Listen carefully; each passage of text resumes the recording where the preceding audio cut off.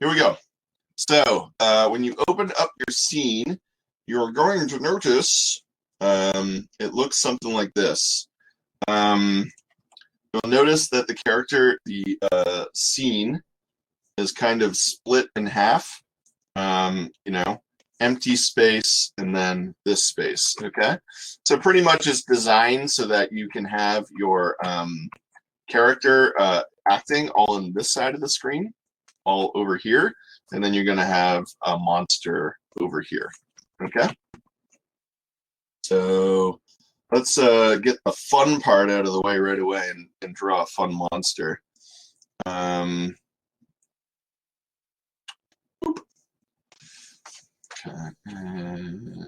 Two properties.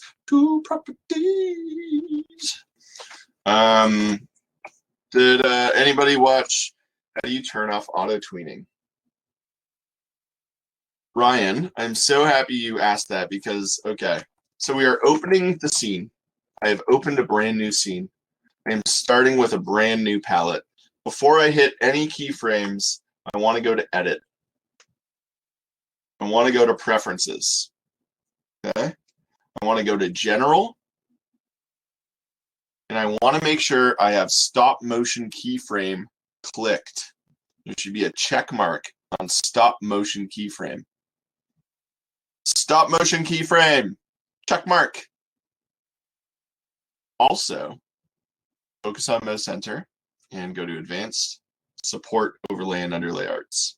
Those aren't the ones, that's not pertaining to what you asked, but those are good ones to have too.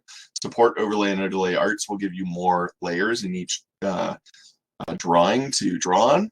And focus on mouse centers means that when you go into a box, it'll just turn that box on. If you don't have that on, you have to actually click into that box. So again, Preferences, General, Stop Motion Keyframe with a check mark. Okay. Now, when I have that on, you can see I'm on my layer. I'm hitting F6, and you can see there's no motion tweening turning on. Okay. That's how you live life. Okay. If you have motion tweening turned on every single time, and I imagine you have, and that's why you've asked, when you make a key, it's going to automatically do this, right? That's hot garbage, and you don't ever want that shit. If you have done your entire scene and it looks like this, and you're like, there's two ways to turn it off. Right click, stop, set stop motion keyframe. It's weirdly phrased. Stop motion keyframe is all you want to see. You turn it off, it turns off. Click on the next keyframe. This is the other way to do it. Control L. Control L. Control L. Control L. Control L. Control L. Sometimes, Ryan, Brett, when you do that, you will have, maybe you have opened up your layer for some reason, and maybe you'll have some keys in here, and they will still have the motion tweening on there, even though in here there's no key on this layer. So you'll still see motion in here, and you'll see these white keyframes. You have to open that up, find that garbage, group select that garbage, Control N, Control L. Okay. The best way to do it is to just nip it in the bud before you even start. Go to Preferences, General, Stop Motion Keyframe. Okay. Okay. And now you'll see when I hit F6, F6, F6, F6, not getting any of that disgusting motion tweening. Okay. Motion tweening, guys, is the last thing. We nail down our posing. We nail down our breakdowns. Those are acting beautifully. We space those out with appropriate timing. And then we turn on the motion tweening in the areas where you're going to need it. Okay? And then you turn it on. Once that's on, then you adjust the timing with the ease in, ease out parameters button. You key that stuff out.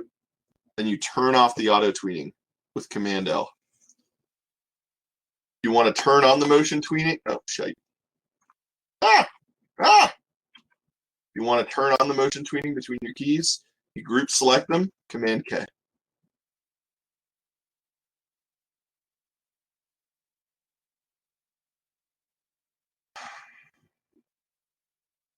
I'm sorry that you guys have to learn like this. This is not ideal. I really hope that we get over this hump and we can all get back to learning in person next year. But I'm not super confident with the numbers right now, but fingers crossed. Yeah, let's draw a cool monster. I'm going to draw.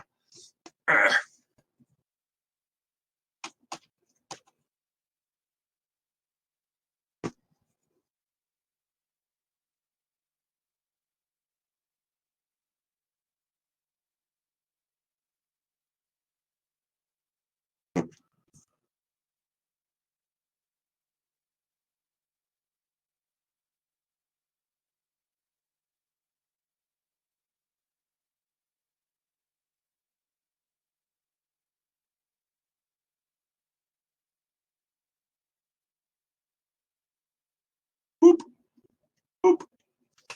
Okay. The best monster you've ever seen in your life.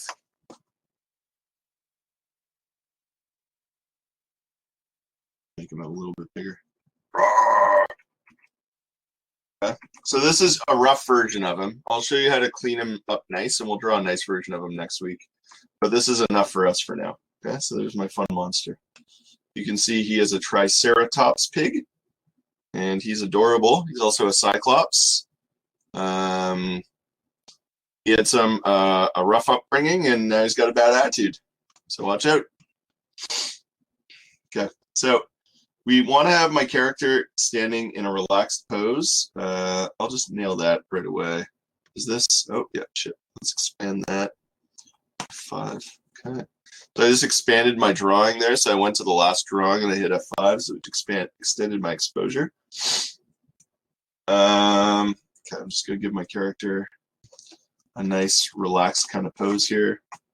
Make sure your bone is on. So, okay, so I just clicked on the character, and I clicked the bone, which turned his deformer on. Okay. Oh! Horrible.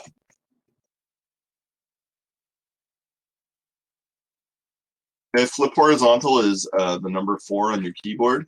I don't know why. I just discovered this, and I haven't changed the preference. I'm kind of lazy, I guess. But usually I have that shifted to Shift L, so I don't know what I did, but it's turned off anyway, so it hasn't saved my preferences. And it's because I haven't used this program in a week. Let's go give him a nice, cool, chilled out expression. So guys, again, there are tutorial videos on DC Connect, which go through the process for this assignment as well. And again, they won't play correctly on DC Connect, but if you download them and watch them with VLC Media Player, it seems to work. I would suggest going that route with them, okay? I know a lot of people are still having issues with this program. This guy's having his best life. If you look at the bracket buttons beside the letter P, those will let you switch through drawings. So drawings, by that I mean you go to library, and you'll see there's all these different mouths, and I can go through it by hand like this. I want to spend my whole life going through them. Or I can use the brackets buttons, which is beside the letter P. Always use the hotkeys. Learn your hotkeys as quick as possible in every program. The amount of time it saves you is redonkulous, which is a real word.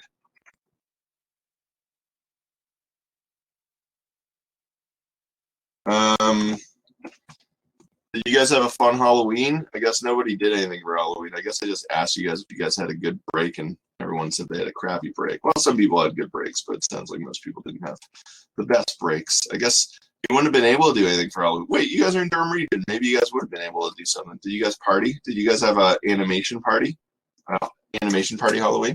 Animation Halloweens are always fun because animators always go crazy and do insane things. That's one thing you'll have to look forward to in the studio once we get back to studios. is that every studio tends to have a Halloween party, and every studio has their share of cosplayers and furries and all this stuff. So there's always very impressive Halloween decorations.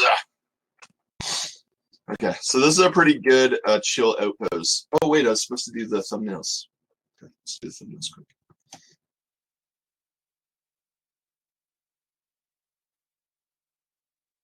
Ryan wishes he did something. Ryan, I wish you did something too. Aiden went to a party. Thanks for the invite, Aiden. Says every Ryan, at least for sure. Valerie says animation party sounds fun. Julian tried to pull him out. Julian said, nah, yo. Now we know the whole story, Julian. You're the villain. You're the villain.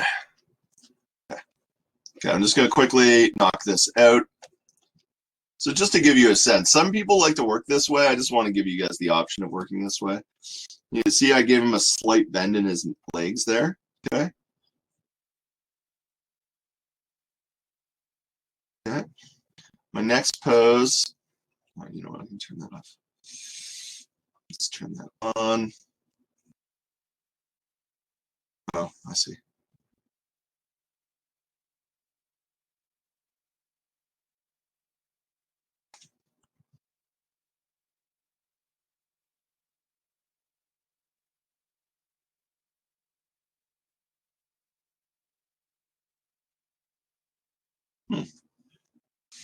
Okay. I got my character look to the right. He's going to notice the monster here. Okay. When my character looks to the right, all the body is going to move a bit. Okay. So when ever a bit of your body moves, the rest of the body has to move a little bit with it. Unless you're the Terminator or like an actual robot, or you're a cool like Swedish assassin in Die Hard or something, you're going to move your body a bit when you look. Okay. So we're going to see that with this character too. Okay. So he sees the character, the monster, and he's still happy at this point. Hey, I'm having my best life. Okay. But now he's reacting, and he's going to have a crazy take. Okay. So, whoa, shnikes. Okay. Line of action. Okay. Whoa, fart burgers. Fart burgers. Whoa, holy cannoli. Something like that. That's pretty big. Yeah, I'm not too worried about the volumes of my character at this point. I'm just trying to figure it out. Yeah, I don't really like this drawing either. Not my best drawing I've ever made. But I just kind of want to get a sense of where I'm going with this. Ah, boom. My character's going to land. The character's going to have a big jump up. Holy cannoli. Oh, wait, no. Maybe I'll have him land in like a ninja stance. Yeah, ready to battle.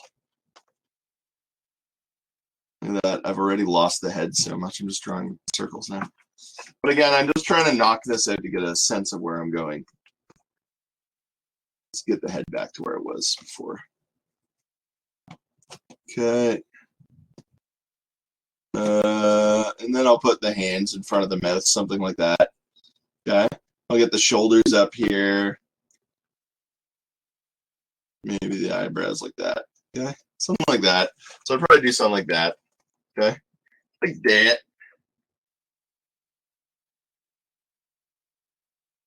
Notices. Take. Landing. Overshoot. Settle into final pose. Okay. So anyways, that's something you can do to get a sense of where you want to go with these things. You don't have to do that process. I just kind of want to go through it with you guys, let you guys see it. Then I would space this out a bit, get a sense of my timing anyways. Okay. So I'll lock that layer, I'll turn it off, and then I'll just get into my character posing now. Okay. So I would just use that as a guide layer to give myself a sense of where I want to go. Okay. Sure. Looks like my first frame will be here. So let's F6 that bad boy. And you know what? I'm finding that a little distracting, so let's turn that bad boy off. Okay, let's see what I missed in the conversation here. Julian admits to his evil ways. Are you guys super psyched about the election tomorrow? Let's do a poll. Oh wait, there was a poll here already. I don't even know what that poll was for. Are you guys nervous? No. Are you gonna watch the election tomorrow? Okay. So I'm gonna have my character turn his head here. He's gonna look to the right. He's gonna notice the monster here. Okay? I'm gonna actually flip the head here. The character is gonna look to the right. But looking to the right isn't enough. The character's body is gonna move as well. Okay. Okay. And by straightening out the body, what I'm going to do is give the sense that the body is opening up a bit. So his body is turning towards the monster. I'm also going to put this shoulder, which was in front of the head, it's now going to be behind the head. So by doing this, I'm going to give the sense that the head is turning. And the body is opening up a bit. I think I'm going to lower that a bit.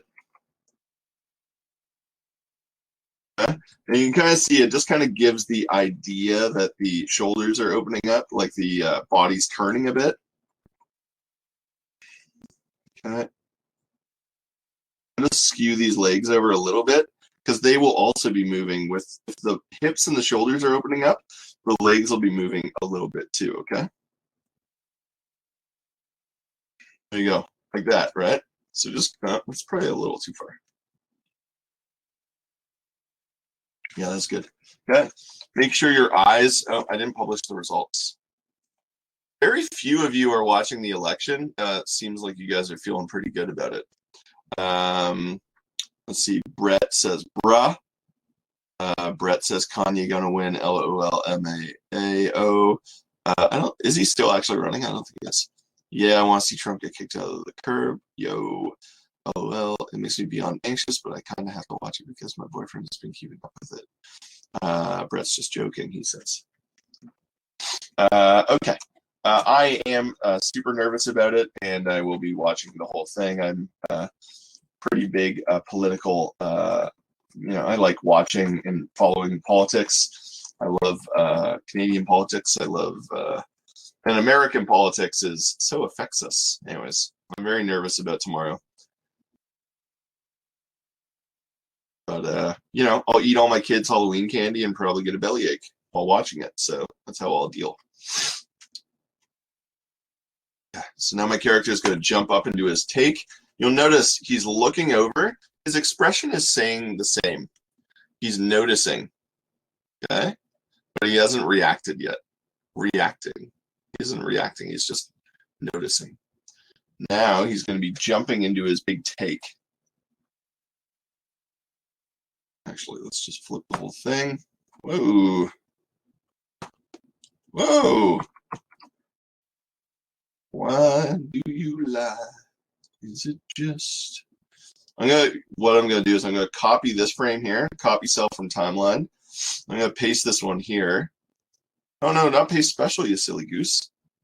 Just paste cell in the timeline. And then it should flip better that way. Yeah, it did. So it's being a bit of a weirdo there. So now I'm gonna have him jump in the air. And I had that really big line of action.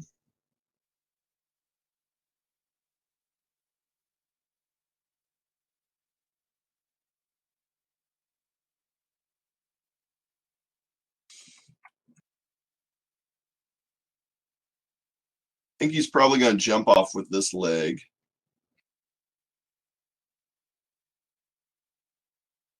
Holy cannoli. Okay. Again, I'm using the bracket button next to the letter P, and that lets you go through your different drawings.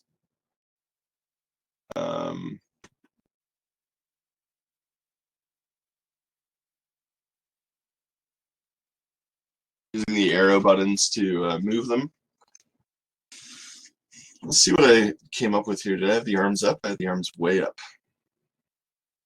I don't know. Is that going to work? How's that going to feel? Let's find out.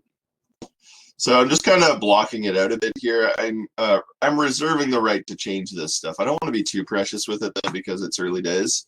So I'm just kind of trying to get it into position, and then I'll probably manipulate things and move them around a bit more to get into a spot that I'm happier with. But right now I'm just trying to get them into position. Last night, I've been watching some scary movies. So I watched the Halloween 2018 movie. With it's like supposed to be a direct sequel to John Carpenter's Halloween, and came out last year with Jamie Lee Curtis reprising her role, and it was really good. I enjoyed that. And then last night I watched Ready or Not on Crave TV with some Australian actress in the main role, and then the guy who played Seth Cohen from the OC is in it, and the girl who plays Mrs. Do you guys watch Letterkenny? She's the swinger wife, McMurray, Mrs. McMurray. Mrs. McMurray's in it. Anyways, it was very good. This movie was very good, and it was filmed primarily in Oshawa. So Parkwood Estate, which is the big estate that's always open to the public, you guys should go down there and spend some time there. It's at Simcoe in Adelaide, is the mansion that the rich family lives in there. It was also used in The Boys and what's the other show? The show where they're an umbrella academy? The show where they are an umbrella academy? Yes, and of course the X-Mansion and Billy Madison. So it was primarily, it was very much a big part of this movie, and it was a lot of fun. It's like an action horror comedy movie. It was a lot of fun. So if you guys have Crave, check it out. It was really fun. Ready or Not. Okay, so we got him jumping. Okay, and then we're gonna have him landing here.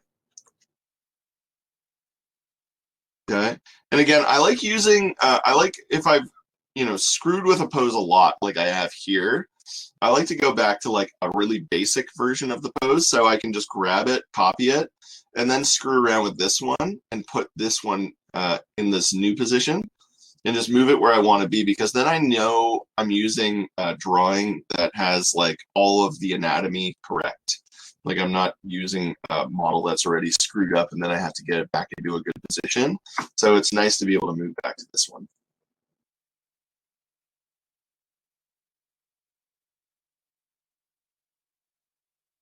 Yes, yeah, it was filmed in Oshawa too. Yeah, it is funny. When I was a kid, I don't even know if you guys know what Billy Madison is, but Billy Madison is like one of the biggest comedy movies when I was a young teenager, starring Adam Sandler, and it is really funny. But I don't even know. It might have aged terribly. It might be like Pet Detective, where you're not allowed to talk about it anymore. But it was filmed at in Oshawa, and his mansion in the movie is Parkwood. And the story of the thing is like he's a real dummy, and he has to go. He never finished school, and he has to go get finished school if he's going to inherit his father's company when he passes away. So he has to go through all the grades again. And so they were like recruiting kids from Oshawa to be all the kids in his classrooms. So at that point, I was like, 11 or 12 or something like that. I wasn't in the movie, but a lot of people I know were. And it's really funny watching it now. And I'm like, oh, there's Erica Lancaster. There's John. There's, and you see like all these people, like mini versions of them. That's pretty funny. Yeah, I'm gonna make him land here. You know what? I should probably make him land backwards because he's still like, crap, a monster. But I do want to have the line of action be opposite, right? So the line of action here is going this way, right? So that means on this landing, I want the line of action being that way with the character. I'm always thinking about the line of action, the posing with the character. Where's the character going to be? So that's kind of stuff I'm thinking about here. Anyways, the point is, Ready or Not is a good horror movie, and I went on a whole diatribe about Parkwood. But Parkwood is in it, and Parkwood's a great place, and it's a great place to go eat lunch. I went to the high school across the street from it, O'Neill. That's the high school I went to when I was a kid. So I don't know if you guys know that I'm an Oshawa guy. I grew up in Oshawa. I don't live in Oshawa, but I grew up in Oshawa. So it's nice to see those places. We used to go over there and eat lunch, cause trouble, skip class, hang out in Parkwood. There used to be an arcade downtown Oshawa called Spanky's. There used to be things called arcades, guys. You'd play video games. I used to dominate Street Fighter Alpha there, and Virtua Fighter, and X-Men versus Street Fighter. I was a fighting game guy. And they also had Superstars of Wrestling, which was like a really old game, but it was a lot of fun. Yeah, I had Wildman. Yeah, Wildman was, I love Wildman. I was actually at a Christmas party with his son last year, which is weird. But my one of my best friends is. Did you go to O'Neill, Charlie? Yeah, Plishka. Yeah, I had Plishka. He was my weightlifting teacher when I was there. R.I.P. Plish.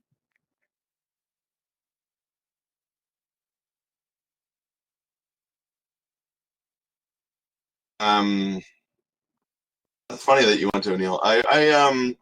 So as some of you also know that I'm a substitute teacher for the Durham School Board.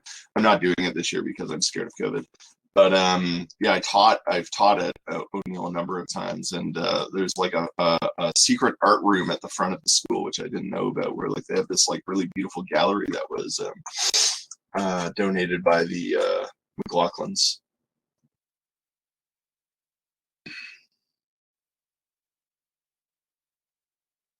Yeah, Polishka used to teach weightlifting, and back when I was there, he was also working security. So, Mr. Polishka, for everyone else in this class, Mr. Polishka used to be a Toronto Argo, which is the football team for the CFL. And then when he stopped doing that, he started doing security for bands, concerts, and things like that. And he's a monster. Anyways, he passed away of like a heart attack last year or 2 years ago, which is what gets big guys. Like big guys don't live long because they're so big. And he was a monster, just the biggest guy. Anyways, he was my weightlifting teacher. He was quite the guy. He was pretty funny too, funny guy. But he donated a guitar signed by all the members of Metallica, which is a very prominent metal band, when I was in high school, and it caused like it was the biggest deal. Everybody tried to win the Metallica guitar. Raffle for it. So I'm having him come down and do a ninja stance. He's defending himself. This guy's proactive. I want to think about my ground plane. So my ground plane, see, his feet are there. So I want his feet to be roughly in the same area here to like keep that ground plane kind of consistent. Yeah. Okay. So notices, takes, lands, and then I want him to come back into kind of a more neutral pose again. So I'm going to copy this, and this will be my final pose. I'll have to overshoot into this pose, but this will be my final pose here.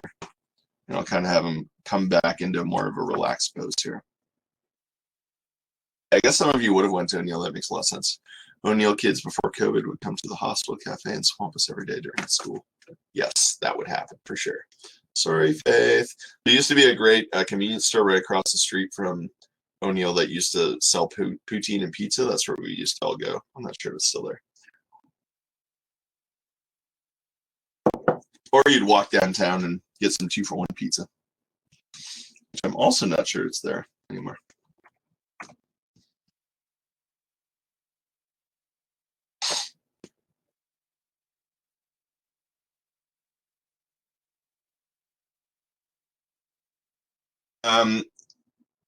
Charlie, did you have Oh gosh, I wonder what her last name is there. So my one of my best friends, he was in my wedding party, and I was in his wedding party.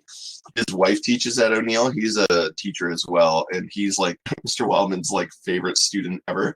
So Wildman was at his wedding. So was Mr. Mitchell, who's you probably also had. He's like an O'Neill favorite substitute teacher. Lauren Hunter is the guy's name. He's like Mr. Wildman's favorite student ever. And then his wife is Nancy Allison, and she teaches in the music department there. Do you know her?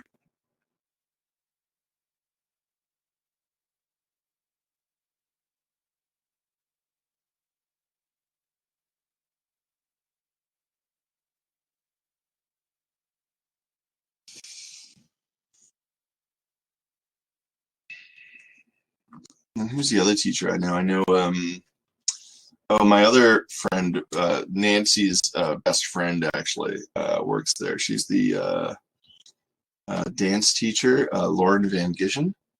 Oh, you never. Oh, take that. Do you know the dance teacher, Lauren, Mrs. Gishen, Mrs. Van Gishen? I guess it is.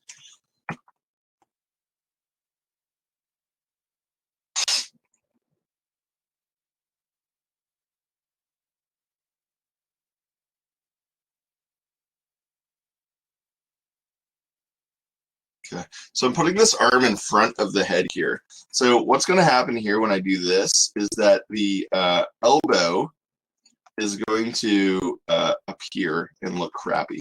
Okay, so I gotta take care of that elbow. I gotta tell that elbow what's up. What I gotta do is I gotta select that drawing, and I go to drawing, duplicate drawing. Okay, up here you're gonna see there's two drawings in here. So now on the second drawing, what I can do is I can manipulate this drawing. I can delete this extra line. And now it looks great. Now the seam is really nice. Okay. And you'll see this arm is still here solid. But there, now I have this nice drawing. Okay. So what I did there is I went to drawing, duplicate drawing, and then I manipulated that drawing to get rid of that extra line, eh? Nah, the performing art kids were stuck up. Yeah, I was a bit of a free agent when I was there. Obviously, I was an art kid, but we had a department called the classics department, and back then we had the gifted program at O'Neill too. Now it's called enrich, but back then it was called gifted, and I was friends with all the gifted kids, and I was also in drama and PA, and I was in weightlifting, so I was a bit of a free agent. I was friends with a lot of people. Yeah, that's cool. PA kids can be stuck up. I recognize that. Charlie, did you go to school with the oh gosh, what's his name? The fella in our class who was the professional gamer last year?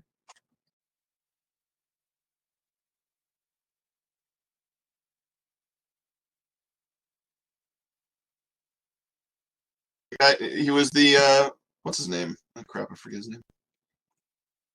Anyways, forget about it. No, I didn't have Mr. Leach. So before Mr. Leach, there was a guy named Mr. Lind who ran the classics department, and that I don't know if you guys still had that when I was there, but when you're there, but the classics department I was part of as well. The classics as a classics kid, and we would go to this thing called the classics conference, and you would go and act. You would act in plays, and no, I didn't have Mr. Leach, and it was a lot of fun. But yeah, I did Latin, Carpe Canem. And I did all the mythology classes and philosophy and all that stuff too. Anything to avoid maths and sciences. Much to my regret now I feel like a dummy who doesn't know maths and sciences. Okay, so this now looks good. So you guys are now getting a sense, okay? So this is the posing I'm thinking of, okay? So my character is standing in a neutral position. He's noticing the monster. He's taking. This is the big take. Landing and final pose. Okay? So now I can just play through this, and knowing that I've flipped a lot of drawings, knowing that I've made a lot of big motions, I know I'm going to need a lot of breakdowns to make this work. If I just hit F6 here, and I just Command K this bad boy. Let's play through it and watch what happens. Okay. Looks like hot garbage, right? So we need to make that look like less hot garbage and more tasty garbage. So I need to add breakdowns, okay? So now what my job is recognizing where the breakdowns are and where I need the breakdowns, okay? So let's just go through it drawing to drawing and figure it out, okay? So the first one I'm recognizing is right here when I have this head turn. I'm gonna lose it a bit here. The body will tween well, but the head won't tween well. So I'm gonna need a breakdown there. So I'm actually gonna turn on the auto tweening here, and I'm gonna grab the body from here. I like the body, so I'm gonna take the body animation. I'm gonna use the one that's 50% of the way through the move. Okay, so right here, that's about the halfway point. So that'll be about halfway through the timing. I'm gonna hit F6. I'm gonna hit Command L here, turn off the timing. So that body is now gonna get me there. I will improve the arc to it. But what I'm gonna do is you see the head. I'm gonna grab this head, B, move up the B, Command C to copy it. I'm gonna hit the right arrow, and the head stays selected.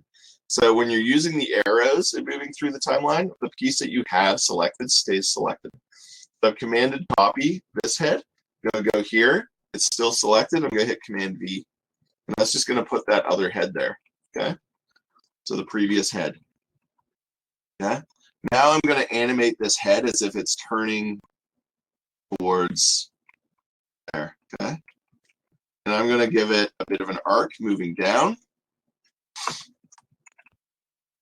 And I'm going to act as if this eye is, select.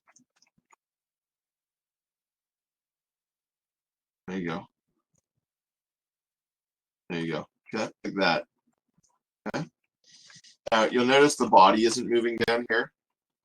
Okay. So I want to make that arc work with the body too. So body's going to go down and up. Okay, that's maybe a little extreme.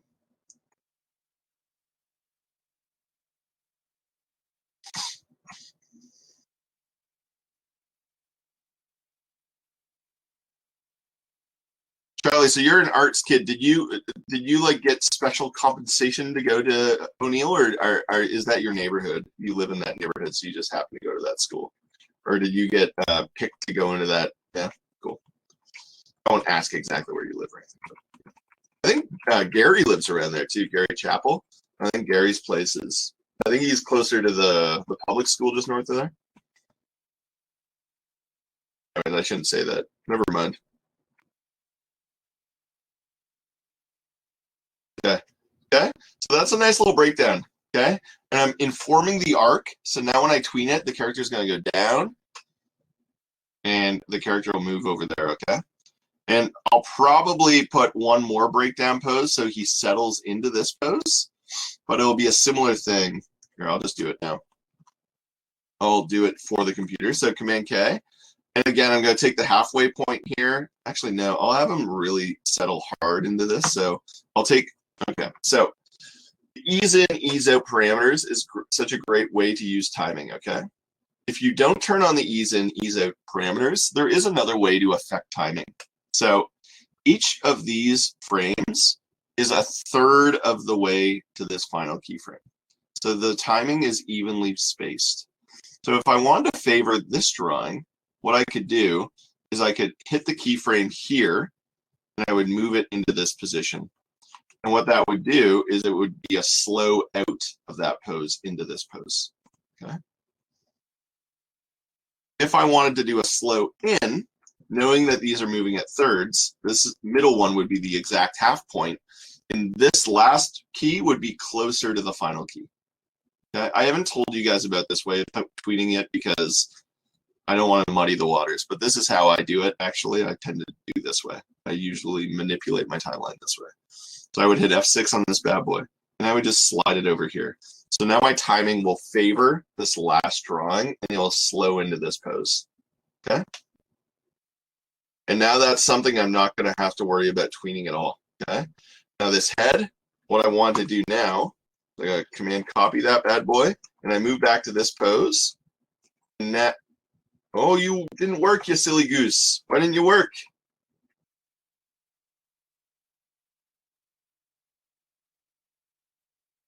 There it goes. It worked. It was just being a jerk. Okay. And then I'm going to animate this head into that spot. Okay. Okay. And you can see it already kind of looks like a head turn, and I haven't even manipulated it too much. Shite. Ah! There we go. Okay.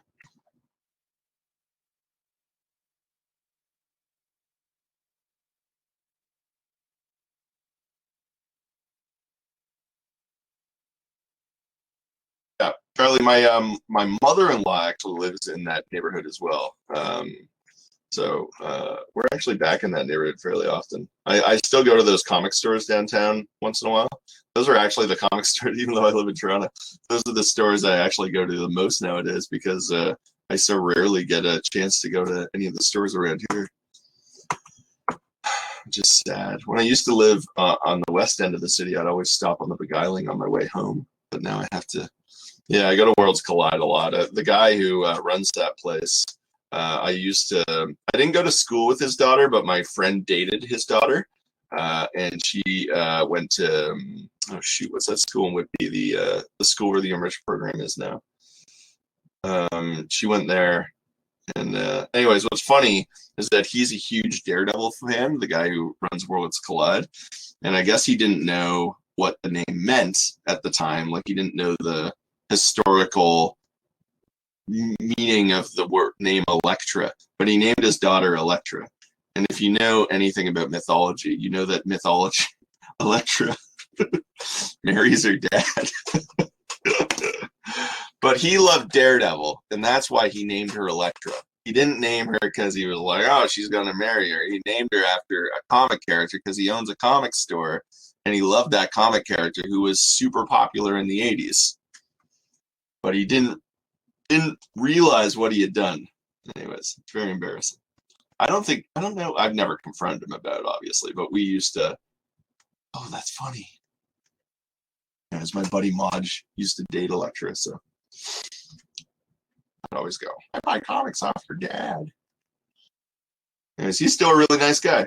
He still runs that place. It used to be called Unicorn Comics.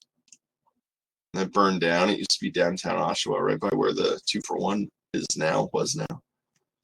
Okay, so that's a really good breakdown there. Okay, I need to get into this position. I'm going to have to actually get the character anticing down, so I'm going to have to spread this out a bit more. So I'm going to have him antic down and then jump into this pose. So I'm going to need 2 breakdowns here.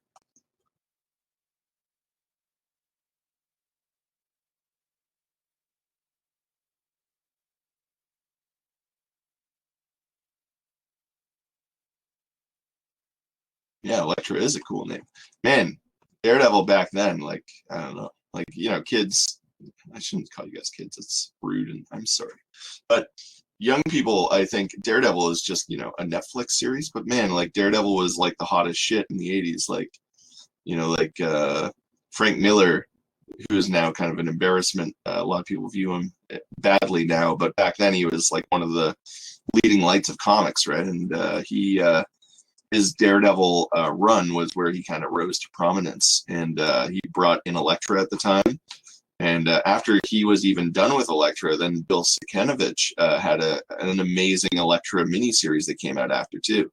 So Elektra was like this super cool character who only came out for like the coolest things. Like Frank Miller did the series with her. She gets murdered by Bullseye, and then she's gone. And then he did Elektra Lives Again in the late 80s, and it was beautiful, and it was like painted by Lynn Varley, and it's such a great piece of comics work. And then Bill Sikanovich, who's like another amazing comics mastermind, did another mini series with her, which was also awesome. And then she was just gone for like 20 years.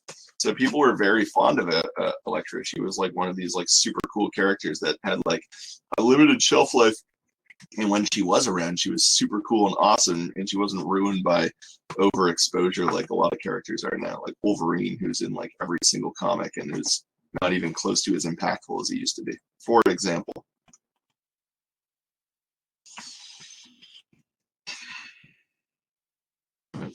Don't get me started about comics. I guess I like them or something. Anyways, Elektra was a cool character. And Daredevil is a super cool character. I guess he is still a cool character, but yeah, his impact is diminished for sure.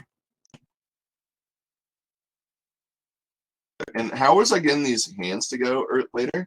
Yeah, and then in front of his face. I kind of like that in front of the face pose. I think maybe I'm gonna.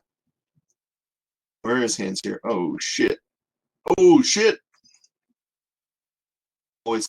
Oh, fart. Always talk when you're animating. Obviously, I talk. Man, am I ever a talker? You guys have me on mute. I'll have me on mute. 80s Rogue for sure. Yeah, well, those 80s X-Men, man. I got a whole box of 80s X-Men behind me here. I won't show you guys my comic collection, but that's one of the series I collect is actually that original run of classic from Uncanny X-Men from issue 100 to 275. I'm trying to complete that run. I have everything up to from 133 to 275, and I'm trying to fill out the rest of the bottom part of that collection.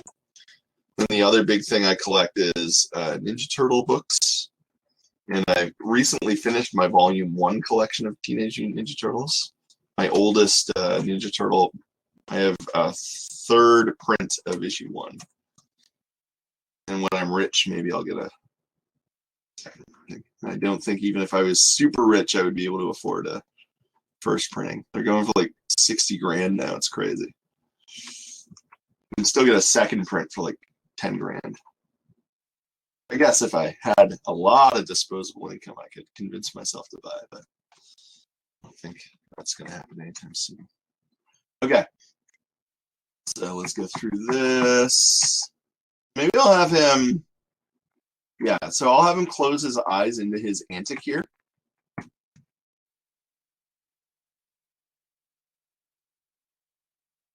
And I'm just doing these breakdowns, guys, because you need to get the breakdowns down before you do your animate. You turn on your tweening, okay? This is something that I'm noticing in the work. And again, I'm going based on that first assignment, so I'm hoping to see some development, and I'm sure there will be in the next assignment that I'm going to be marking this week, hopefully. Okay, so here we go. Antic down. Oh, I'm still smiling. Maybe he's like a weird masochist.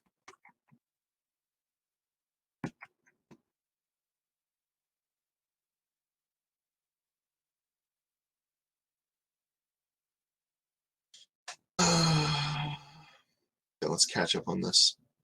Eddie and Eddie. Oedipus. Funny. Charlie. Yeah, Robin Williams. Yes, that's true. 80s Rogue for reals. Thank you, Valerie, for not muting me.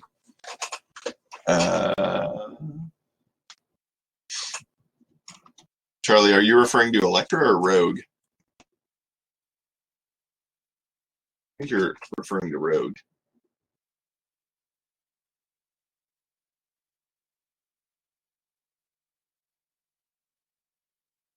Actually, I don't know if I'm going to need a breakdown there. I think I might add a high pose. I think I might use this as the... Well, I'd probably need one breakdown in there. But what I'm thinking is I could manipulate this pose easily into a breakdown. Yeah, I could.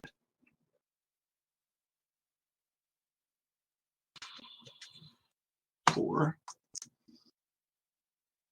So when you're jumping, you need to show that force, that power of the jump, okay?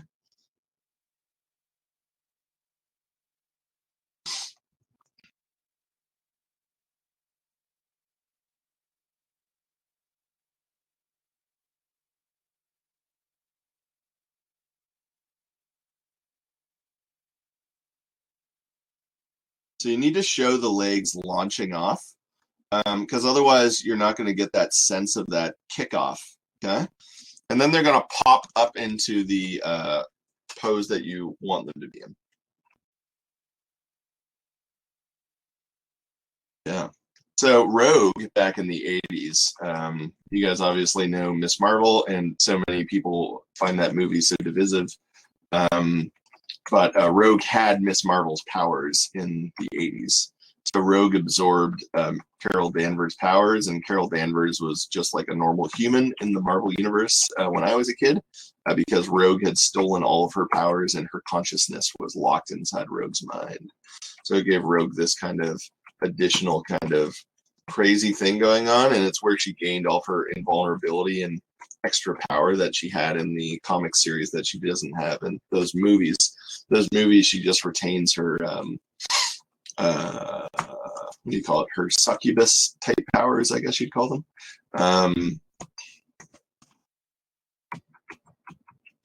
Yeah, I love Rogue, man. She's great.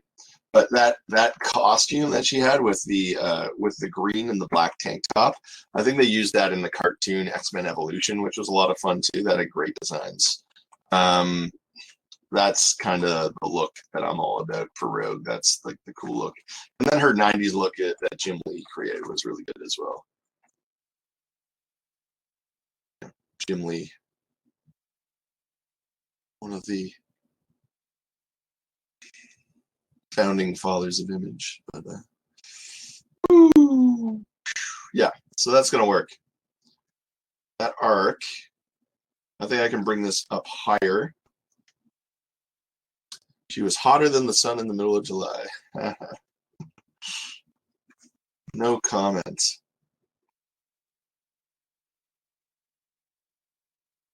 You know what? I'll bring that leg up higher now. So I'll make this kind of like the midpoint. So now that I've done that breakdown, I can bring these legs up higher. I can use this as like the high point of my arc. So that actually worked pretty well. So, you know, often when you are doing breakdowns, it's just finding the pose that's closer to the pose that you are moving into and then manipulating it to be a bit more unique and guiding the movement for the motion tween. You got to think when you're getting up to the height of a jump, gravity is starting to pull you up. So you're launching, and you're kind of, this is your line of action. And then when you're up, gravity is kind of in a middle point, so you're relaxing, and then gravity pulls you down, and all your stuff's going to be popping up. Oh, that's your mom's words? That's funny. And then we'll probably need a transition pose into this pose here too. So into this landing. 11:18. I am doing a bit better here than I was last class. I'm still talking too much. Okay, and then I want one pose where he's about to land.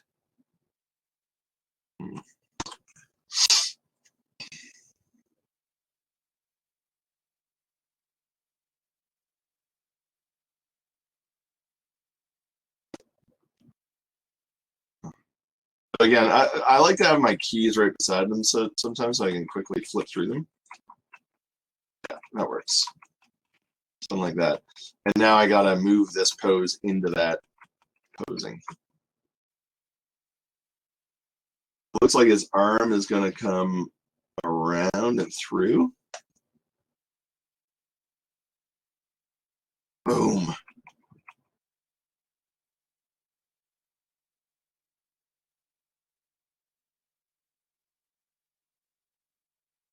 I'll have this leg keep coming up, and it'll land last. And this leg will lead the landing here. So this leg's coming down for the landing. Oh, it goes way out. Fart. How am I going to do that? That's not going to tween well. Maybe I can just cheat it. Because that's not going to tween well.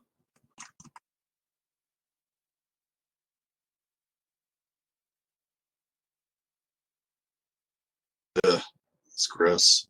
That's not going to tween well. So sometimes you make yourself little problems like having the arm legs out like this. Is that unnecessary? I guess it's not necessary. Although I do kind of like this spider leg landing. It kind of looks impactful. Yeah, whatever. I'll make it work. I'll make him hang up in the air a bit longer. I think that'll be part of the solution. Yeah. Oop. Take the legs with you, you silly goat. Okay. And maybe I can pop them up higher here. Ah, you fart. Okay.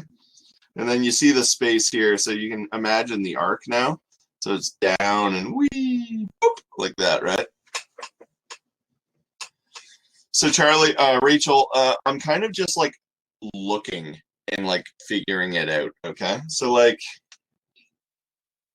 when I'm thinking about a jump, you know, let's talk about a jump. Let's talk about a jump. Let's talk about a jump. Let's talk about a jump. Okay, when I'm thinking about a jump, right? So my character was down in her antic here, his antic, whatever. Like this. Well, imagine the ground plane was correct.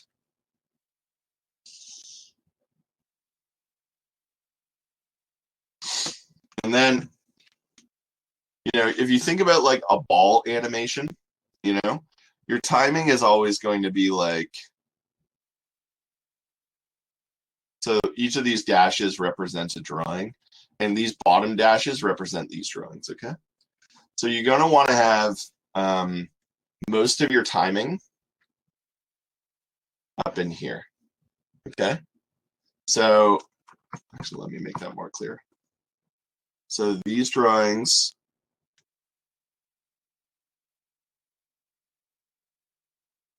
it'll be like that, okay? So this is key 1, and this is key 2. This is like my main, this is like the top pose, I guess. And then I know that all these drawings are going to be similar to the top pose, but I'm going to need these poses to be transitions, okay? So I'm definitely going to need the breakdown here and here. This top pose, these are just going to be kind of variations on this pose, but these breakdowns, I need to have these because they're going to be way more extreme versions of this top pose that are transitioning me out of my antic and my landing, okay? And, you know, when you think about a ball bounce, right, you got like that squash, the takeoff, and then it's regaining its shape, and then it is its normal ball shape up here, right? Does this make sense to you here? So this is like the timing, right? So it's like boop, boop, boop, and then like the takeoff, right? So that would be the takeoff. And then when you're coming back down, the timing is again, you know, you can play with this however you want, but generally it's kind of like that. And your ball is coming down fast here. You got perfect shape here, perfect shape here. It's starting to get a little warped. It's picking up speed, and then squash, right? So it's recognizing wherever the computer is not going to do the work for you, because the computer is not as smart as you are, Rachel, and it's going to need help. And when I'm looking at this animation, and when I turned on my tweening, when I turned on my auto tweening, it was saying, help me, because it looked like hot garbage, okay? You have to do as many breakdowns as you need to make the tweening work, essentially, and the animation work. Every time that it's breaking, like that's a sign that you probably need a breakdown. But at the same time, is this the top pose? Yeah, that's the top pose. How many tweens will I have there? 1, 1, 2, 1, 2, 1, 2. Yeah, that'll work. Let's give it a real slow jump there, and then boom into there. 1, 2, 3, 4, and then this will just be an overshoot here. Just let me do this overshoot, and then I think we're done the breakdowns. And then once I'm done these breakdowns, Rachel, the animation isn't done. I don't just turn on auto tweening, but what it will be is it'll be a lot closer to done, and it'll make my it'll make my tweening a lot easier. So it'll make the tweening that I do more accurate and closer to the final poses. and it'll mean that I have less tweening to do, less animation to do, and I'll be able to rely on my auto tweening more. So the better breakdowns you give the computer, the better tweening it's going to give you. Okay. And that's going to make your animation look good. You know, it's like in hand-drawn animation, when I was working on Ugly Americans, I was a lead poser, right? So I would get the storyboard, and then I would have to pose the character in the most important positions to the board. And I was trusted to do that because I could draw well. And then after that, I had to do hand it to the lead animator. And the lead animator is probably quite a good drawer and has a good sense of motion. And he would draw the mid keys. And then once all those like breakdowns are in there, then it would go to an in-betweener who's probably a junior artist who can't draw as well as either of us. And he or she would draw the drawings in between these good drawings. So even if that in-betweener screwed up, they couldn't screw up that much because the good solid drawings, which are the bone, the bedrock of the animation, are there. I'm treating my breakdowns like the junior in between. I'm treating my auto tweener like it's a junior animator. I need to do the work for it to let it do work that is reasonable. If I trust it to do all the work for me, it's going to give me poo-poo. And I'm going to be not super pleased with it, right? So I need to make sure I have given it enough work that it's fair to give it, okay? Okay, so now, okay, let's watch it now.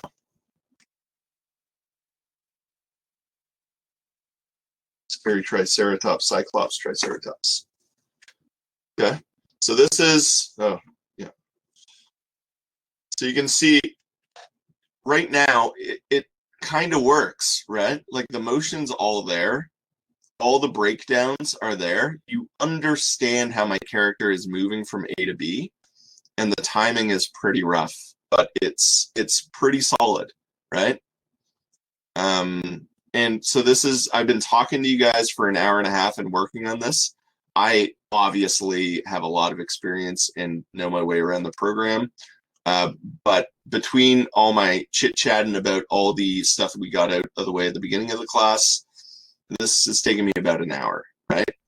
I think you guys, can probably do something similar with the breakdowns in maybe 2 hours, hopefully, fingers crossed, oopsies. And then once you have these breakdowns down, I'm not done, okay? But what I can see now is, see this motion? That motion ends there, okay? So that's a complete motion right there. So let's turn on my auto tweening and look, see how these drawings here, it's every other frame. There doesn't have to be auto tweening between those. I'm not going to even turn on the auto tweening there. That's done, okay? So it's just these two drawings that need the auto tweening. So you have to identify, where do I need the auto tweening? So I'm going to have to obviously play with my timing there and fix that arc when he comes down, but that looks pretty good, okay? Now I come to this motion, okay? That's a big movement. When is that going to start? I'm going to let him pause. I want him to pause when he's noticing. He's noticing, pausing, and then he's going to be coming down into this antic.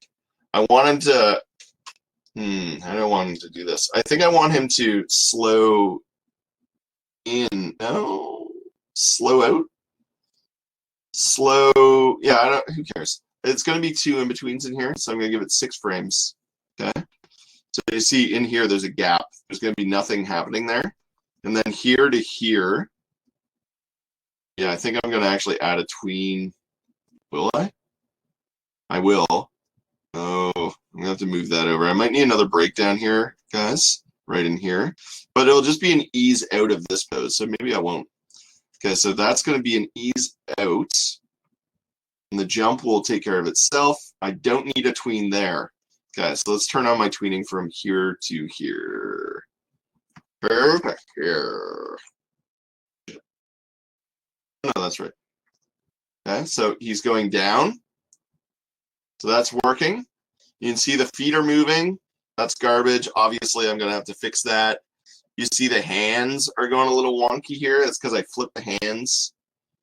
I'm going to have to fix all that, and I want to anchor those feet when I do my tweening. And look, so the body is flipping sides there, right? So that's where I was saying I'm going to need a breakdown pose, and I think I am going to need a breakdown pose, obviously. But maybe I can do it with this one. So, okay, so I'm going to try to cheat it here. So you see the character, he's going to be jumping into this pose. So he's going to be moving up, right? So here, I have him moving down. So what I could do is I could grab this key here. It's close to this key. Hit F6, and I'm going to move it over here. Okay? So now it's going to appear like he's coming out of that pose and then jumping. Okay? So does that fix it a bit? That does fix it a bit. So that makes it easier for me. Okay? So now I can I can screw around with that key, and I can have an easier time of it. Okay? And then there's the jump. I'm going to have to fix the arms in there. You can see the arm and the leg is flipping, but that's not a big deal. That's working. And then he's popping into this landing, and then he's stepping forward into this. So let's Command K that. Okay? So now let's watch it.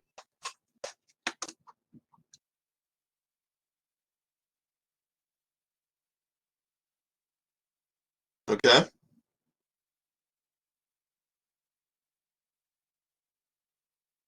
Okay, so you guys are with me the whole way there. I showed you guys how I would do the main keys, and then I would do the breakdowns, and you guys saw how I did a few tricks to make my breakdowns even more successful inside my timeline here. I'm going to leave it here today. This is a good spot to get at. Next week,